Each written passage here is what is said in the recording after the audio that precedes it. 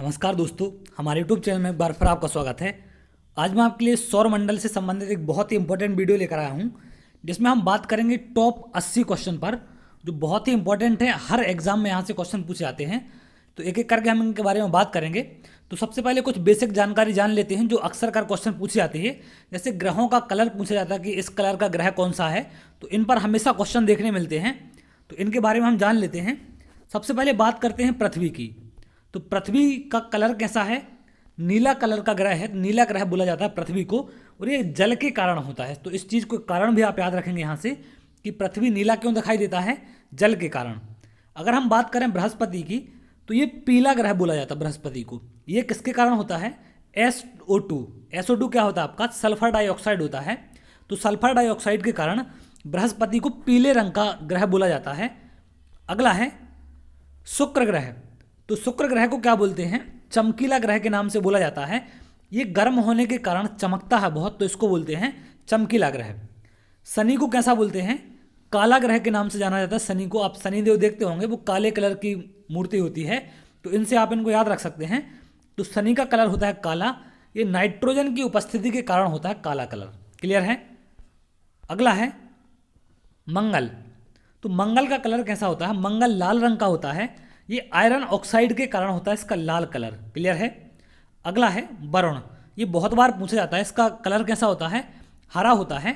इसमें मीथेन के बादल पाए जाते हैं, तो मीथेन के कारण ये कैसा होता है? हरे कलर का दिखाई देता है। तो ये तो आपको इनके नाम याद रखने हैं कि कौन सा ग्रह किस कलर का दिखाई देता है, ये पूछा जाता है। अब इसके बाद कुछ चीज़ें और आपको इसमें इंपॉर्टेंट है जो याद रखनी है अरुण के बारे में। तो अरुण की खोज किसने की थी? विलियम हर्शेल ने 1781 में। इसको लेटा हुआ ग्रह कहा जाता है, तो इस बात को यहाँ से याद रखेंगे आप। ये भी अक्सर कर पूछ लिया जाता है। वरुण की अगर हम बात करें तो वरुण की खोज किसने की थी? जॉन गाले ने। इन्होंने 1846 में इसकी खोज की थी।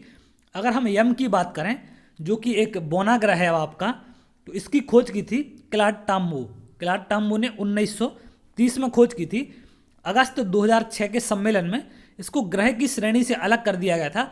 ये बहुत सी कंडीशनें फुलफिल नहीं कर रहा था ग्रह की, ये दूसरे ग्रह की कक्षा को काटता था। इस तरीके से 3-4 कंडीशन थी, जिनके आधार पर इसको क्या कर दिया? अलग कर दिया गया ग्रह से। तो अब ये बौने ग्रह में आने लगा। अगर हम बात करें सेरस की, तो इसकी खोज किसने की थी? पियाजी ने।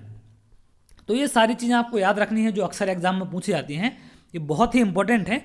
अब इसके बाद हम चलते हैं क्वेश्चनों पर। तो क्वेश्चन स्टार्ट करते हैं। सबसे पहला क्वेश्चन है, सौरमंडल की खोज किसने की थी? तो सौरमंडल की खोज किसने की थी, यहां पर आपको इसका आंसर बताना है। तो आप सभी इसका जानते होंगे आंसर। कोपरनिकस ने सौरमंडल की खोज की थी। अगले क्वेश्चन की ओर बढ़ते हैं। अगला है, निम्नलिखित में से कौन सा सौरमंडल का भाग नहीं है? तो इनमें से कौन सी ऐसी चीज है जो सौरमंडल का भाग नहीं होता है? क्षुद्र ग्रह होते हैं, धूमकेतु होता है, ग्रह भी होते हैं। तो निहारिका ये सौरमंडल का पार्ट नहीं होता है, तो इसका आंसर होगा निहारिका। अगला है, अंतरिक्ष में कुल कितने तारामंडल हैं? तो अंतरिक्ष में अगर तारामंडल की बात करें तो 89 है। अब कभी कभी आप उस पर विकिपीडिया पर सर्च करेंगे तो 88 भी शो करता है, 89 भी कभी कभी बताता है। तो ये चीज़ें थोड़ी सी डाउट में भी रहती हैं। तो 89 इसका आप आंसर लगाएंगे। अगले क्वेश्चन की ओर बढ़ते हैं। अगला है, ब्रह्मांड में विस्फोटी तारा कहलाता है। तो ब्रह्मांड में विस्फोटी तारा क्या कहलाता है? लुब्धक। तो इसको याद रखेंगे आप, ये भी इंपॉर्टेंट क्वेश्चन है। अगला क्वेश्चन है, वैज्ञानिक जिन्होंने सर्वप्रथम खोज की थी कि पृथ्वी के चारों ओर घूमती है, तो वो वैज्ञानिक कौन से हैं जिन्होंने इसको बताया था कि चारों ओर पृथ्वी घूमती है, मतलब सूर्य के चारों ओर घूमती है? कोपरनिकस ने इस सिद्धांत को दिया था, इन्होंने इसकी खोज की थी कि जो पृथ्वी है वो सूर्य के चारों ओर घूमती है। अगला क्वेश्चन है, ये बहुत इंपॉर्टेंट है। नॉर्वे में अर्धरात्रि के समय सूर्य कब दिखाई देता है? तो नॉर्वे में जो अर्धरात्रि के समय सूर्य दिखाई देता है, तो वो किस तारीख को दिखाई देता है आपका? 21 जून को। ये बहुत बार क्वेश्चन पूछा जाता है। अगला है, निम्नलिखित में किनके बीच की औसत दूरी को खगोलीय एकक कहा जाता है? खगोलीय दूरी किसको कहा जाता है? किन दो चीज़ों के बीच की दूरी को कहते हैं? तो पृथ्वी और सूर्य के बीच की जो दूरी होती है उसको बोला जाता है खगोलीय दूरी, या खगोलीय एकक बोलते हैं उसको। अगला है मध्यरात्रि सूर्य का क्या अर्थ है। तो मध्यरात्रि सूर्य का अर्थ क्या होता है? सूर्य का ध्रुवीय व्रत में देर तक चमकना क्या कहलाता है आपका? मध्यरात्रि सूर्य का अर्थ होता है ये। अगले क्वेश्चन की ओर बढ़ते हैं। सूर्य के रासायनिक मिश्रण में हाइड्रोजन का प्रतिशत लगभग कितना है? तो सूर्य के अगर हम रासायनिक मिश्रण की बात करें तो इसमें हाइड्रोजन का परसेंटेज कितना है आपका? 71%। और अगर हीलियम का पूछा जाए आपसे तो इसको याद रखना 26.5% होता है आपका हीलियम, और बाकी अन्य चीज़ें होती हैं। तो हाइड्रोजन सबसे ज़्यादा होता है 71, हीलियम होता है 26.5%। तो इनको याद रखेंगे, बहुत इंपॉर्टेंट है। अगला है निम्नलिखित में से कौन सा एक तारा है? चंद्रमा, शुक्र, पृथ्वी, सूर्य। तो आप जानते हैं ये सारे क्या हैं? आपके ग्रह हैं। सूर्य एक ऐसा है जो क्या आपका एक तारा है, तो इसका आंसर होगा डी, सूर्य। अगला क्वेश्चन है सौर पृष्ठ पर लगभग कितना तापमान होता है? तो सौर पृष्ठ पर जो तापमान होता है 6000 डिग्री सेल्सियस। क्लियर है? कितना होता है? 6000 डिग्री सेल्सियस होता है सूर्य की सतह का तापमान। अगला है सूर्य की सतह पर हाइड्रोजन के अलावा दूसरा कौन सा तत्व बहुतायत में पाया जाता है? देखिए, हाइड्रोजन के बाद दूसरी सबसे ज़्यादा कौन सी मात्रा होती है? हीलियम की होती है, जैसा कि मैंने अभी बताया आपको। तो दूसरा बहुतायत में पाया जाने वाला कौन सा पदार्थ होता है, कौन सा तत्व होता है आपका? हीलियम होता है। अगला है सूर्य प्रकाश धरती तक पहुंचने में कितने मिनट का समय लेता है? तो सूर्य प्रकाश धरती तक पहुंचने में 8.16, मतलब 8 मिनट 16.6 सेकंड का समय लेता है।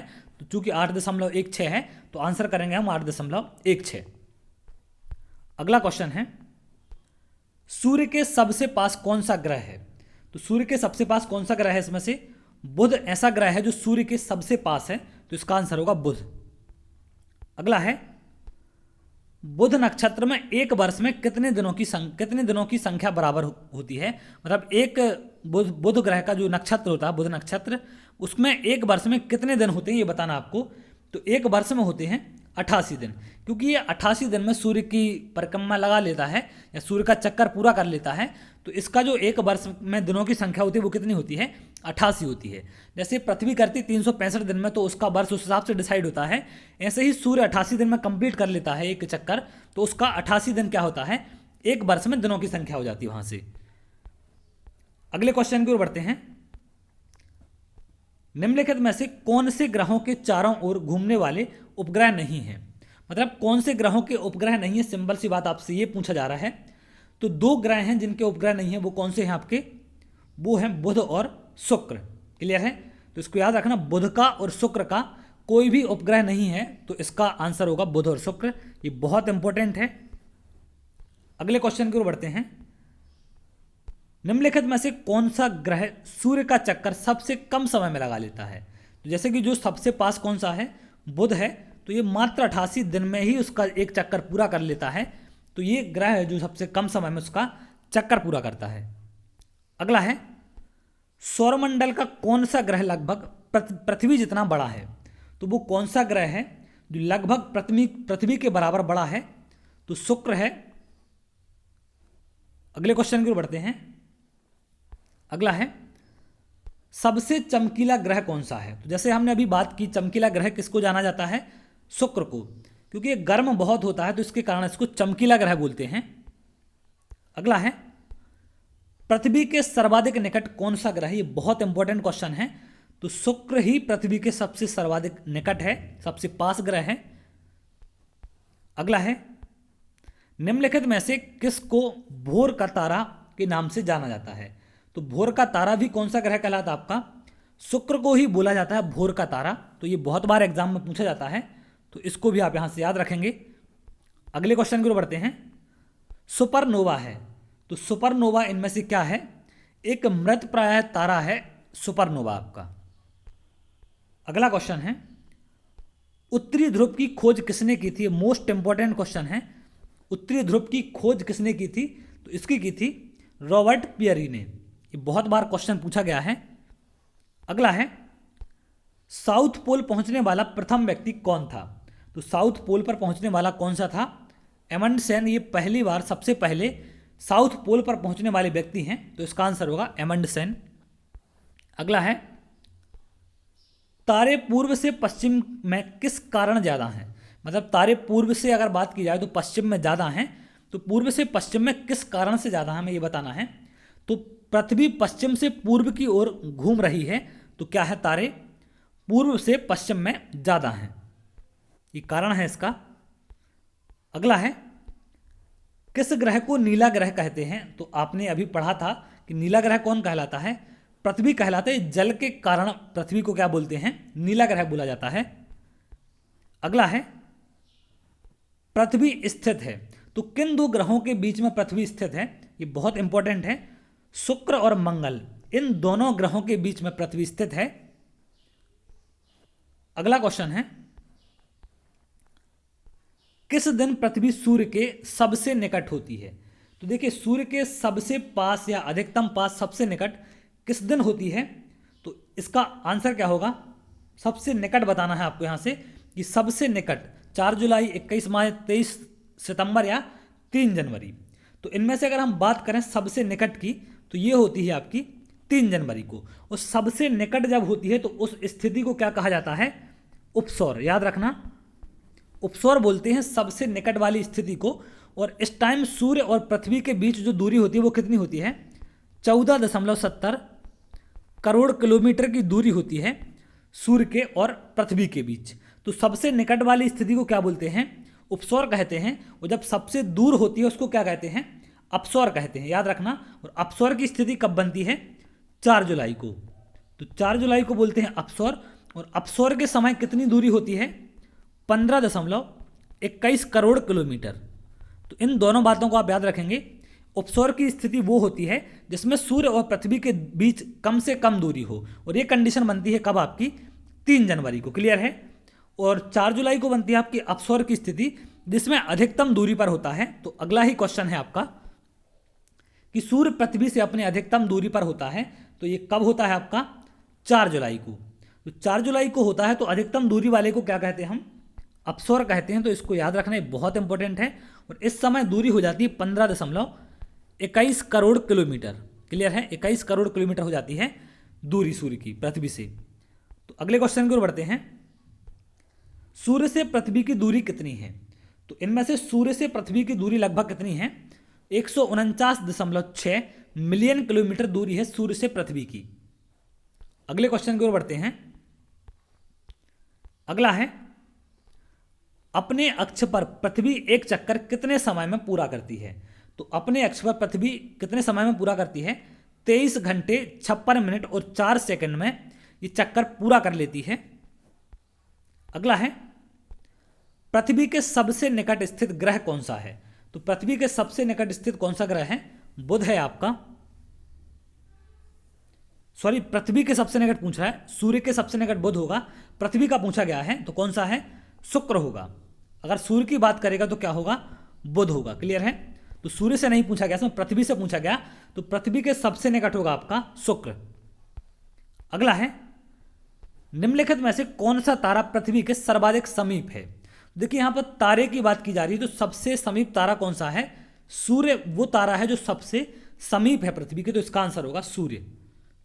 ये बहुत इंपॉर्टेंट क्वेश्चन है। अगले क्वेश्चन की ओर बढ़ते हैं। अगला है, यह किसने सर्वप्रथम प्रतिपादित किया है कि सूर्य हमारे सौरमंडल का केंद्र है और पृथ्वी उसकी परिक्रमा करती है? तो इन 4 में से हमें बताना है कि किसने इसको सिद्ध किया था। तो इसको प्रूव किसने किया था? कोपरनिकस ने। तो इसका आंसर होगा डी, कोपरनिकस। अगला है, किसने सबसे पहले पृथ्वी की परिधि को मापा था? ये मोस्ट इंपॉर्टेंट क्वेश्चन है आपका। पृथ्वी की परिधि को सबसे पहले किसने मापा था? एरेटोस्थनीज। इन्होंने पृथ्वी की जो परिधि है उसको सबसे पहले मापा था। अगला क्वेश्चन है, पृथ्वी का ध्रुवीय व्यास उसके विषुवतीय व्यास से कितना कम है? तो पृथ्वी का जो ध्रुवीय व्यास है उसका विषुवतीय व्यास की अगर हम बात करें तो कितना कम होता है उससे? 43 किलोमीटर। अगला है, पृथ्वी का विषुवतीय व्यास लगभग कितना है? तो पृथ्वी का जो विषुवतीय व्यास होता है वो लगभग आपका कितना होता है? किलोमीटर। ये बहुत इंपॉर्टेंट क्वेश्चन है। तो 12,756 किलोमीटर होता है आपका पृथ्वी का विषुवतीय व्यास। अगला है, पृथ्वी को उसके काल्पनिक अक्ष पर घूमने को क्या कहते हैं? तो उसके काल्पनिक अक्ष पर घूमने को क्या कहा जाता है? घूर्णन कहते हैं। ये भी इंपॉर्टेंट क्वेश्चन है। अगला है, पृथ्वी की अपनी कक्षा में गति है, मतलब किस दिशा से किस दिशा की तरफ ये गति करती है अपनी कक्षा में, तो इसको बताना है। तो ये करती है पश्चिम से पूर्व की ओर। क्लियर है? तो ये इसको याद रखेंगे आप, पश्चिम से पूर्व की दिशा में ये गति करती है। अगले क्वेश्चन की ओर बढ़ते हैं। अगला है, पृथ्वी तथा सूर्य के मध्य सर्वाधिक दूरी किसके दौरान होती है? तो मैंने अभी बताया था उपसौर अपसौर की कंडीशन बताई आपको। तो सर्वाधिक दूरी की अगर बात करेगा तो किसके दौरान होगी? अपसौर के दौरान। और निकटतम की बात करेगा तो उपसौर के दौरान। क्लियर है? तो इन दोनों को याद रखेंगे। दोनों की तारीख आप याद रखेंगे कि किस तारीख को ये अपसौर बनता है और किस तारीख को उपसौर की स्थिति बनती है।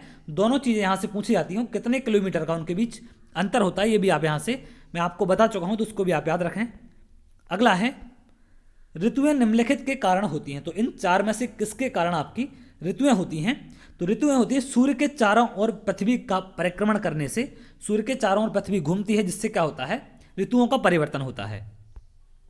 अगला है, निम्नलिखित में से किसने पहली बार कहा कि पृथ्वी गोल है?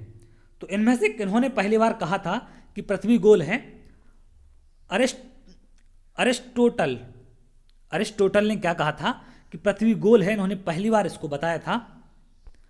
अगला है, पृथ्वी की धुरी है। तो पृथ्वी की धुरी कैसी है? ये झुकी हुई है। तो याद रखना इसको, पृथ्वी की धुरी कैसी है? झुकी हुई है। अगला क्वेश्चन है, किसमें पृथ्वी के अलावा अन्य जीवन की संभावना है क्योंकि वहां का पर्यावरण जीवन के लिए बहुत अनुकूल है? तो इन चार में से कौन सा वो ग्रह है आपका जहां पर जीवन की संभावना है और वहां का पर्यावरण क्या है? जीवन के लिए बहुत अनुकूल है। तो इनमें चार में से इसका आंसर होगा मंगल। तो मंगल ग्रह पर जीवन की संभावना है और इस पर रिसर्च भी चल रही है बहुत सारी। अगला है, एक ग्रह के दिन का मान और उसके अक्ष का झुकाव लगभग पृथ्वी के दिन के मान और झुकाव के तुल्य है। तो कौन सा वो ग्रह है जिसका सेम कंडीशन पृथ्वी के जैसे बनती है? तो मंगल ग्रह है। तो मंगल की कंडीशन भी पृथ्वी के जैसे कुछ होती है, तो वहां पर जीवन संभव है क्योंकि वहां सिमिलरिटी बहुत सारी पृथ्वी से पाई जाती है। तो अगले क्वेश्चन की ओर बढ़ते हैं। अगला है, सौरमंडल में सबसे बड़ा ग्रह कौन सा है? तो सौरमंडल में सबसे बड़ा ग्रह कौन सा आपका? बृहस्पति सबसे बड़ा है। अगला है, सूर्य के गिर्द परिक्रमा में निम्न में से कौन सा ग्रह अधिकतम समय लेता है? तो इन ऑप्शन में से हमें बताना है कि इन चार में से वो कौन सा ग्रह है जो सबसे ज्यादा समय लेता है। तो इसका आंसर क्या हो जाएगा आपका? बृहस्पति। क्योंकि बृहस्पति क्या है, इन चारों में से सबसे दूर है सूर्य के, तो ये सबसे ज्यादा टाइम लेता है। तो ये टोटल ओवरऑल ग्रहों की बात नहीं है, इसमें हम ओवरऑल की बात नहीं कर रहे, हम कर रहे हैं इन ऑप्शन में से। तो इन ऑप्शन में से कौन सा ज्यादा टाइम लेगा आपका? बृहस्पति लेगा। अगला है, निम्नलिखित ग्रहों में से किसके चारों ओर वलय होते हैं? तो वलय किस ग्रह के चारों ओर पाए जाते हैं? शनि के चारों ओर पाए जाते हैं। और ये बहुत ही हल्का ग्रह होता है, याद रखना इसको। इसको अगर बोलते हैं कि पानी में रख दिया जाए तो ये तैरने लगेगा। इसका घनत्व तो बहुत कम है, तो ये बहुत हल्का ग्रह है। और इसको याद रखना, इसको अगर पानी में रख दिया जाए तो ये तैरने लगेगा, इसका इतना कम वजन होता है। क्लियर है? तो अगले क्वेश्चन की ओर बढ़ते हैं। अगला है, नासा ने किसके संबंधित मिशन का नाम जूनो है? तो नासा के किससे संबंधित मिशन का नाम जूनो है? तो जूनो किस ग्रह के लिए भेजा गया था, वो किससे संबंधित है? तो बृहस्पति पर रिसर्च के लिए भेजा गया था मिशन, इनका जूनो नाम था इसका। अगला है, शनि ग्रह है, प्लूटो से ठंडा है, नेपच्यून से ठंडा है, इनमें से बताना है, या गर्म है इनसे? तो इन चार में से क्या ऑप्शन होगा इसका? ये नेपच्यून से गर्म है। क्लियर है? नेपच्यून से गर्म है, इसका आंसर होगा सी। अगला है,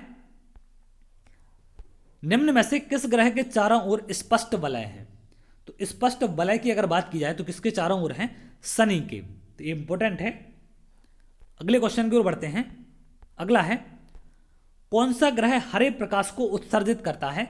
तो तो हरा ग्रह कौन सा होता है ये मैं आपको बता चुका हूं। तो हरे प्रकाश को वही क्या करेगा, उत्सर्जित करेगा। तो वरुण होता है जो हरे रंग का ग्रह कहलाता है। इसमें मीथेन के बादल पाए जाते हैं, इससे क्या करता है, हरे प्रकाश को उत्सर्जित करता है। तो ये मोस्ट इंपॉर्टेंट क्वेश्चन है आपका। अगला है सी ऑफ ट्रैंक्विलिटी कहां पर है। तो सी ऑफ ट्रैंक्विलिटी इनमें से कहां पर है, आपका चंद्रमा पर स्थित है। अगला क्वेश्चन है बृहस्पति का द्रव्यमान है लगभग। तो इन चार में से हमें बताना कि लगभग कितना है। तो सूर्य के द्रव्यमान का 1000वां भाग है आपका बृहस्पति का द्रव्यमान। अगला क्वेश्चन है धूमकेतु की पुच्छ सूर्य से परे दिष्ट होती है क्योंकि। इन चार में से हमें ऑप्शन बताना है। थोड़ा सा मैं इसको छोटा कर दे रहा हूं क्वेश्चन, क्योंकि आपको चारों ऑप्शन नहीं देख पा रहे होंगे।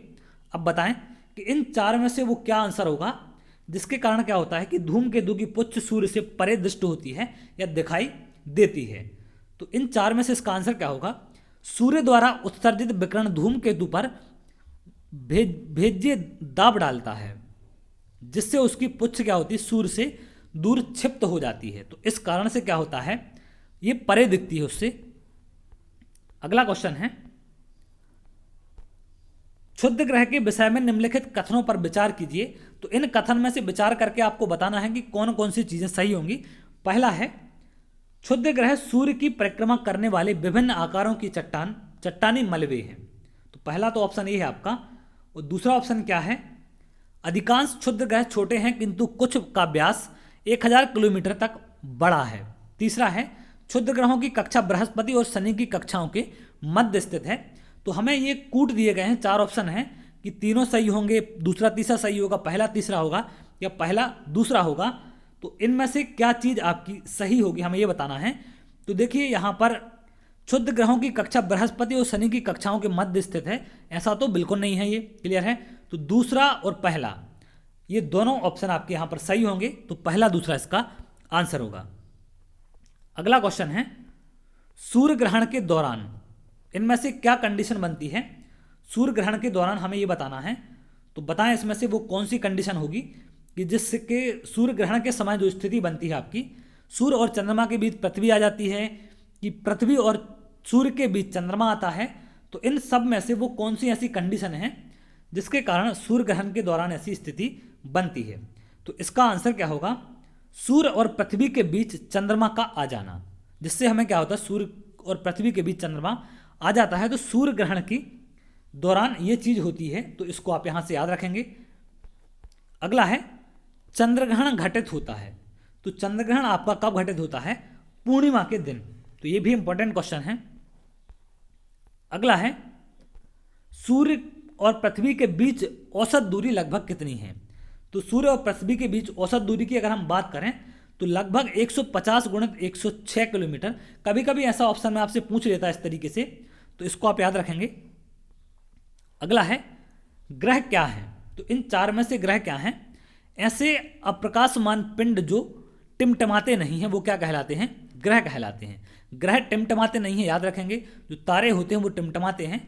तो ग्रह वो हैं ऐसे अप्रकाशमान, मतलब बिना टिमटिमाने वाले ग्रह ये हैं, पिंड होते हैं जो वो क्या कहलाते हैं, आपके ग्रह कहलाते हैं। तो इसका आंसर होगा डी। अगला है निम्नलिखित में से कौन से ग्रह के सर्वाधिक प्राकृतिक उपग्रह हैं अथवा चंद्र हैं।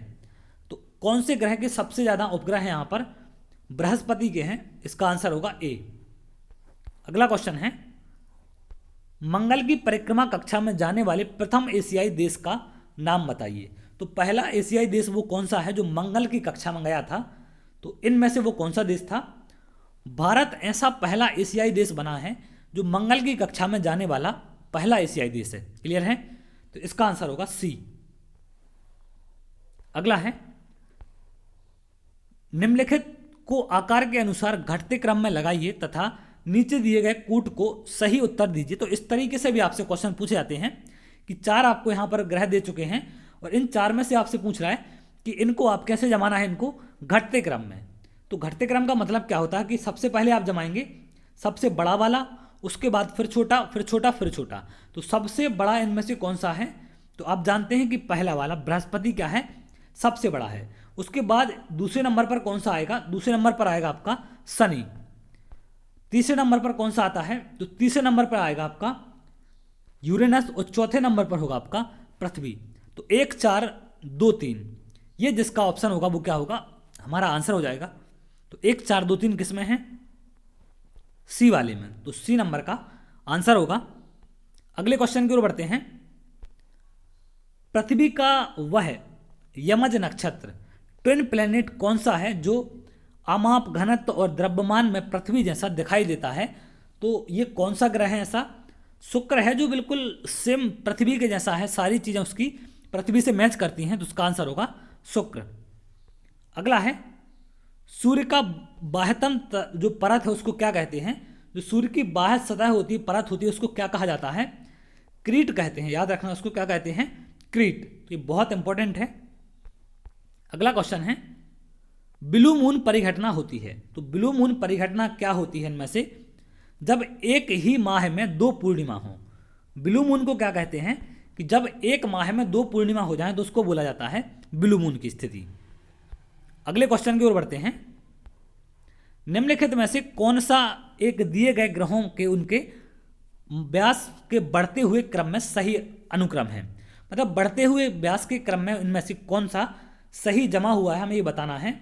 तो बढ़ते हुए व्यास के क्रम में अगर हम बात करें तो सबसे पहले हमें सबसे छोटा लेना पड़ेगा। सबसे छोटा आप जानते हैं बुध होता है, तो या तो बी होगा या सी होगा, सिंपल सी बात है, क्लियर है। दूसरा मंगल दोनों में है, शुक्र दोनों में है। अब यहां पर देखिए पृथ्वी और यूरेनस में क्या है? चेंज है। तो यूरेनस का व्यास पृथ्वी से बड़ा है, तो सिंपल सी बात है, बढ़ते क्रम में ले रहा है तो पहले हमें पृथ्वी लेना पड़ेगा, फिर यूरेनस। तो आंसर क्या हो जाएगा इसका? बी वाला। अगला है उत्तरी गोलार्ध के संदर्भ में निम्नलिखित कथनों में से कौन से सही हैं? तो उत्तरी गोलार्ध के अगर संदर्भ में हम बात करें तो इनमें से कौन सी चीजें सही हैं? बसंत विषुवत 21 मार्च को होता है, बिल्कुल सही बात है ये। अगला है उत्तर अयनांत 22 दिसंबर को होता है, तो यहां पर यह बात भी सही है। शरद विषुवत 23 सितंबर को होता है, ये गलत है। और दक्षिण अयनांत 21 जून को होता है, ये भी गलत है। तो यहां पर क्या चीज सही होगी? पहला और दूसरा। तो 1 और 2 चीज सही होंगी, तो इसका आंसर क्या होगा?